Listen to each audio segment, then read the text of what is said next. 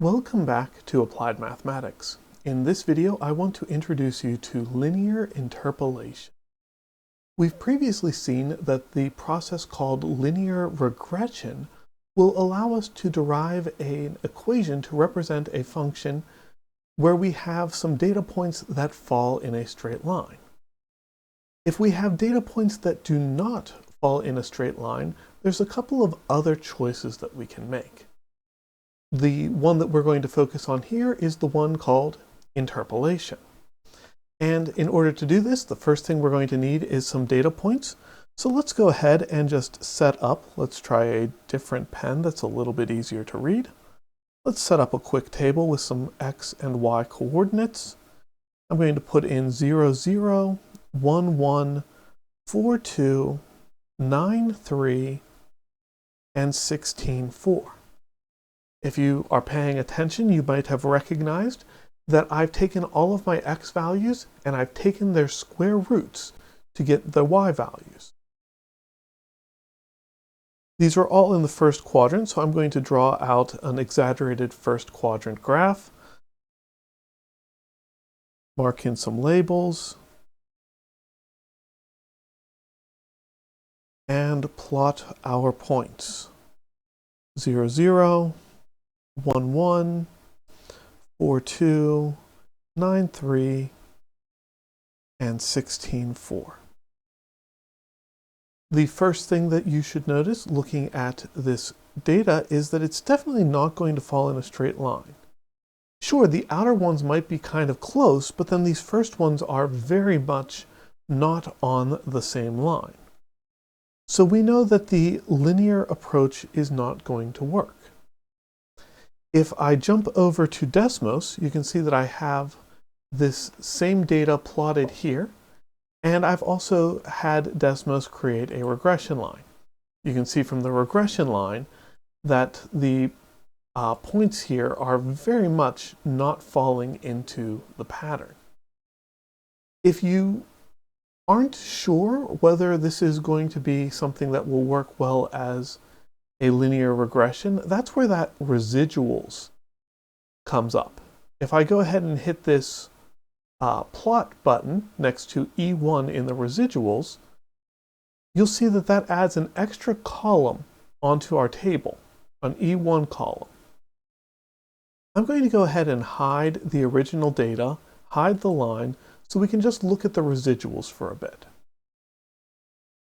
If the residuals are seemingly distributed at random, it's usually a good sign that you just have noisy data. But if you look at this set of data, it's not really random. There's a peak here, and as you go further away, it gets further down away from the peak till it drops into the negatives at the furthest points. The fact that the residuals show a pattern is what tells us that a linear regression is not the right tool to use. And again, I happen to know this data. I know that it is a square root. I can graph the square root. We can see that that goes through clearly. But that's odd that I know that, right? Usually when you are looking at data that you're graphing, it is completely arbitrary noise. You have no idea what it's coming from. And being able to make a guess like that is, well, frankly, kind of crazy. But even with that, when we look at our data, it's kind of close to being a straight line if you just think about those couple of points at the end. It's not quite a straight line, but it's close. And if we are even more precise, and we try to draw the broken line graph, just drawing all of our straight lines connecting each subsequent pair of dots, that's a pretty good approximation of the computer-generated graph that we got from Desmos, knowing where this function came from in the first place. That is the idea behind interpolation. If we want to know what is happening somewhere between 2 points, we can draw a straight line. And depending on what you are trying to do, that might be enough. if you don't need a lot of precision in your results. Sometimes it is perfectly valid to just draw the straight line connecting the 2 points.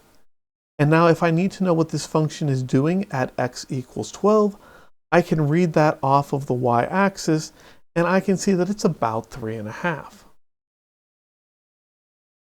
If I need a little bit more precision, I can write an equation.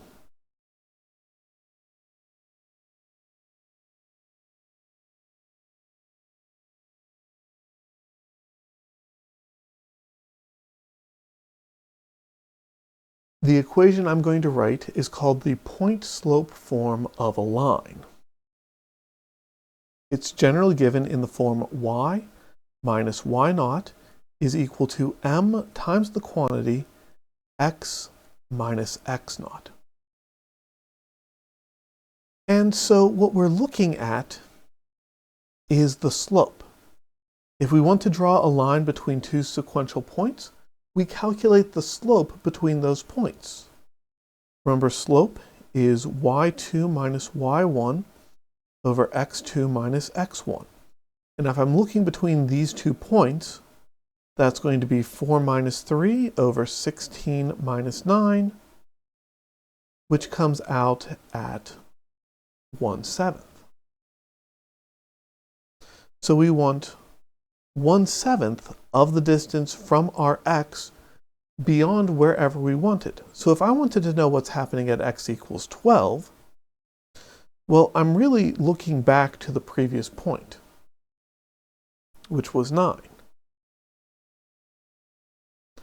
And the y-coordinate when x was 9 was 3. I could have just as easily set this up on the other side, but the tradition when doing linear interpolation is to use the x and y pair that came before the data that you're analyzing. Now, if I plug in my value of x equals 12,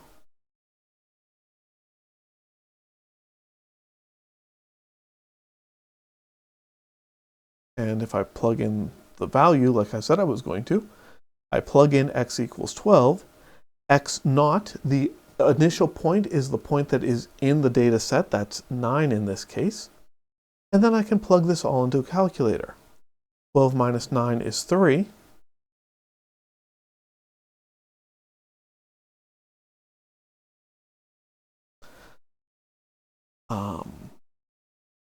My calculator has walked off. Sorry about that. Right. And we generally want a decimal approximation whenever we're doing an interpolation. We know that this is not an exact value. Usually we have a little bit more obviously approximate points in our data set, but plug that into a calculator, you get something like 3.4. Just drawing the line, I said it was around 3.5. So again, depending on how precise your data needs to be, that might be good enough.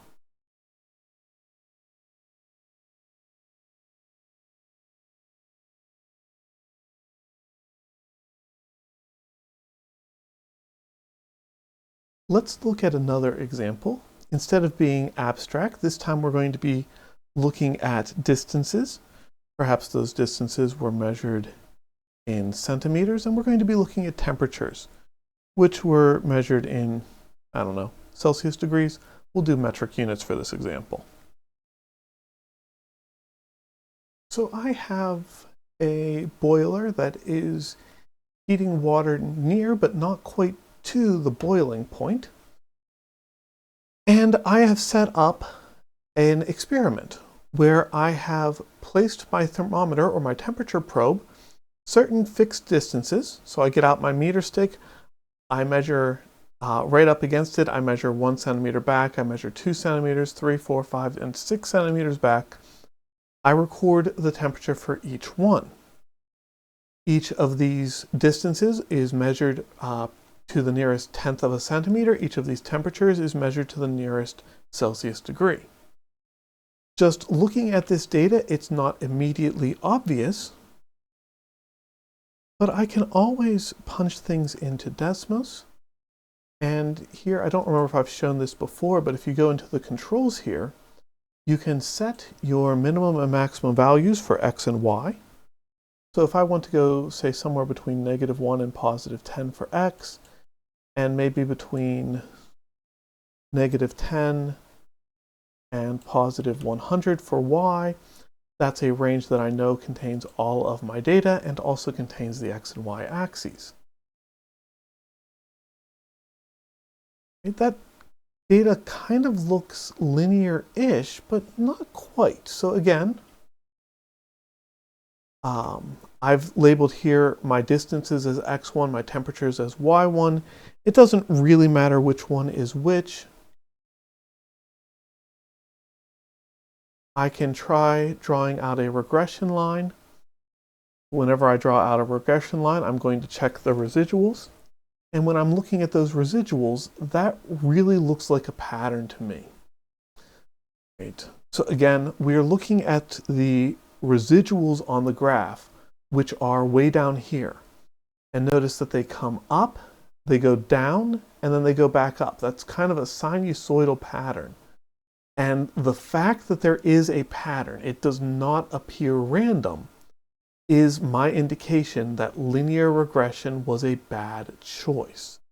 And because linear regression is a bad choice, I'm going to go to something else instead. That something else is going to be interpolation.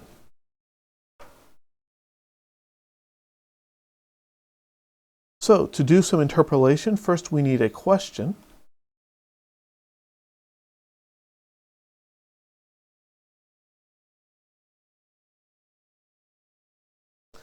Maybe our question is, what would the temperature be at 4.4 centimeters? Well, 4.4 centimeters is somewhere between 4 and 5 centimeters. So I'll use those as my data points, and I will set up an equation of a line.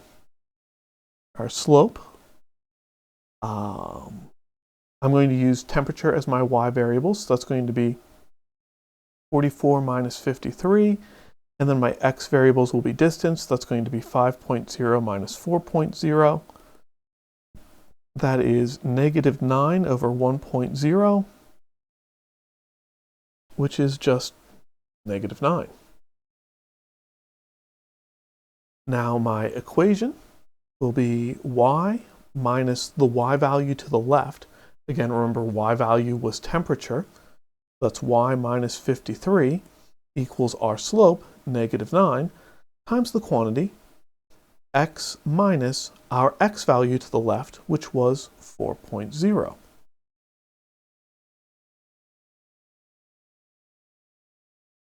To solve from here, plug in the x value we cared about. Again, remember the distance, 4.4 centimeters in this case, is our x value.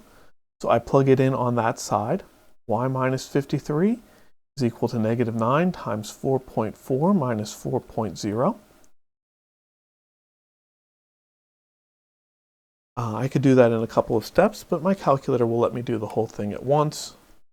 -9 times the quantity, 4.4 minus 4.0. My calculator tells me is -3.6. But this 9 really has one significant digit, so I should round my result to one significant digit and call it -4 instead.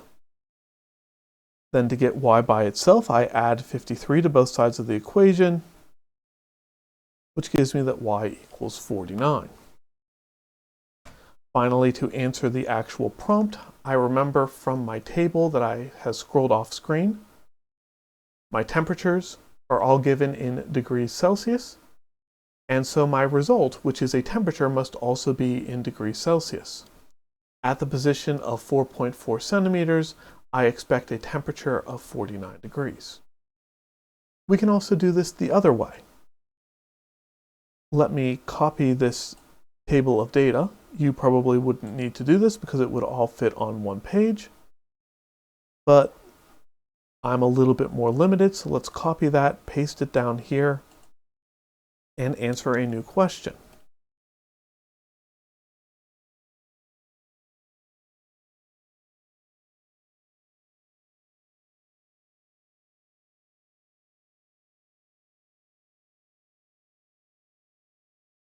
how far would you have to be for a temperature of 70 degrees Celsius? This time, when I look at my table of data, I notice 70 degrees Celsius is somewhere between 75 and 65. So those are the 2 points that I'm going to be using to set up my linear equation. I need the slope between them. Again, y is going to be my temperature. If it helps to write that down, you're certainly welcome to. Y is going to be my temperature. In this case, I'm going from 75 to 65. So that's 65 minus 75 over 3.0 minus 2.0.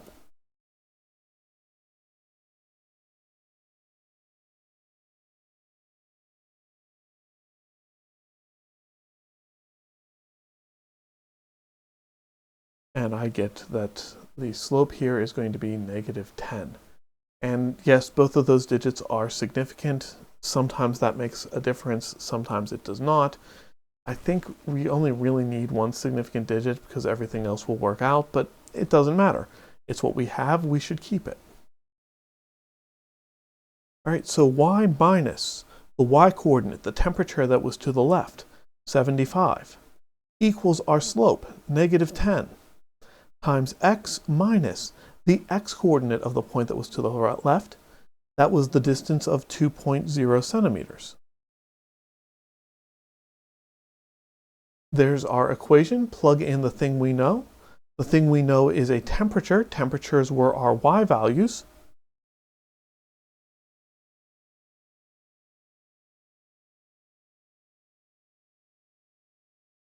And let's get a little bit more space so I can go through this algebra.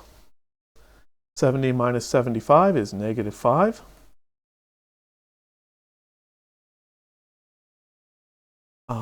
Couple ways I can approach this. I'm going to divide both sides by negative 10 so that I get positive 0.5 equals x minus 2.0, and then add 2 to both sides of the equation to get that 2.5 is equal to x. And again, I know that this is an x value. It is a distance measured in centimeters. So I can answer the question by saying that you need to be a distance of 2.5 centimeters away from the heat source in order to experience the temperature at 70 degrees Celsius. So that's the basic idea of these problems. For the sake of in-class and exams, one of the things that I've been using here very strongly to my advantage is being able to quickly graph something in Desmos and determine if it is linear or nonlinear. If you are at a place where you don't have access to a computer, that step is incredibly challenging. So I will generally, on an exam, literally give you that information. This is nonlinear. Use linear interpolation to approximate this value. All right, with that in mind, I think that's everything I have to say on this topic. So I will wrap up there. Thank you as always for joining me, and I'll see you next time.